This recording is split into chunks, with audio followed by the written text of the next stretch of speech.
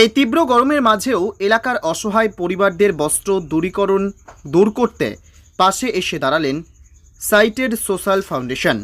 আজ রবিবার মুর্শিদাবাদের রঘুনাথগঞ্জের মির্জাপুর হাই স্কুলের সন্নিকটে আয়োজিত এই বস্ত্র উপহার সভায় উপস্থিত ছিলেন জঙ্গিপুর পুলিশ জেলার ডিএসপি ও প্রাক্তন জজ ও সংস্থার কর্ণধার মোহাম্মদ ইমরান আলী এবং একাধিক সমাজসেবী সহ অন্যান্য বিশিষ্টজনেরা।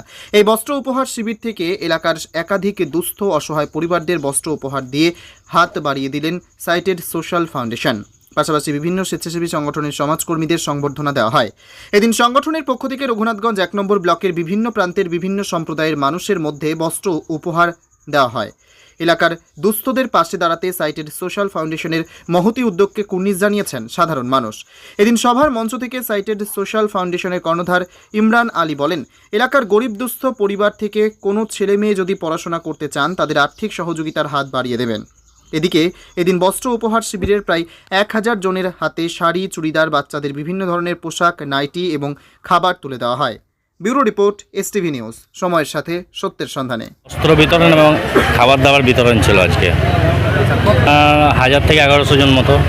আর কি আপনার বিরিয়ানির প্যাকেট দিয়েছে, চিকেন বিরিয়ানি একটা প্যাকেট দেওয়া হয়েছে। এই ঘটনার উদ্দেশ্য হচ্ছে আপনার গরিবদের পাশে দাঁড়ানো এবং যারা পড়াশোনা করতে পারে না তাদের তাদের পাশে দাঁড়ানো অ্যাকচুয়ালি, যারা আপনার শিক্ষা, ঠিক আছে, তারপরে আপনার মেডিকেল, যে কোনো হেল্প লাগলে আমাদেরকে বললে আমরা তাদের সঙ্গে সবসময় থাকবো। আমাদের সাইটেড সোশ্যাল অফিস আছে, আমাদের নাম্বার দেওয়া আছে, সব কিছু আছে, তারা আমাদের সাথে যোগাযোগ করতে পারে। আমরা দেখে পার্সোনাল কারণ ছিল, তার জন্য সেটা আমি বাইরে ছিলাম, তখন এটা করতে পারিনি। এবার আমি পুনরায় ব্যাক এসেছি, দিয়ে আবার নতুন করে চালু করেছি। আমাদের আজকে দেওয়া হলো আপনার শাড়ি, লুঙ্গি, বাচ্চাদের জামা প্যান্ট, আর মেয়েদের আপনার চুড়িদার আর এবং বিরিয়ানির প্যাকেট। কতজন থেকে ১১০০ জন মতো। এই চিন্তা ভাবনা, এটা দেখুন, এটা আমি ৩ বছর আগে থেকেই আমি এটা করি অলরেডি, ঠিক আছে। আমার প্রথম থেকে আমার ইচ্ছে ছিল গরিবদের পাশে দাঁড়ানো, ঠিক, যারা আপনার পথ চলিত যারা গরিব আছে তাদের পাশে দাঁড়ানো। কিন্তু এখন দেখছি আপনার অনেক ঘরে ধরেন শিক্ষিত ছেলে আছে কিন্তু পয়সার অভাবে পড়তে পারে না, ঠিক আছে। তাদের এগুলো সব ভেবে চিন্তে আমি এসব আমাকে তো অনেক আনন্দ লাগে। আমি চাইবো আমার মতো যারা আছে, ঠিক আছে, আমার মতো যারা আছে বা যারা অ্যাফোর্ডেবল করতে পারবে, ঠিক আছে, তারা যেন সবসময় গরিবদের পাশে থাকে এবং সাহায্য করতেই থাকে। এটাই আমি তাদেরকে বলবো।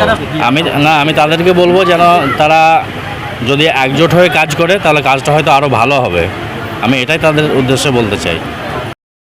কারণ এনজিওর যে কর্ণধার মোহাম্মদ ইমরান আলী যেটা উদ্যোগ নিয়েছে সেটা খুবই ভালো উদ্যোগ, এবং দেখলাম যে উনি যে দানের যে ব্যাপারটা ইচ্ছা প্রকাশ করেছেন তার আন্তরিকতার সঙ্গে, এবং ওনার মিশনই হচ্ছে যে গরিব লোকেদের যে সমস্ত পড়াশোনা করতে পারে না অথচ মেরিট আছে, তাদেরকে কিছু হেল্প করে ওপরে উঠানো যায়, তিনি তাদেরকে সাহায্য করবেন, এবং যাদের অন্য বস্ত্র নেই, অভাবী, তাদের পাশে উনি দাঁড়াবেন এবং তাদের জন্য দ্বার উনি অবরিত রেখেছেন, এবং যে কোনো সময় গেলে উনি যতদূর পারবেন উনি সাহায্য করবেন।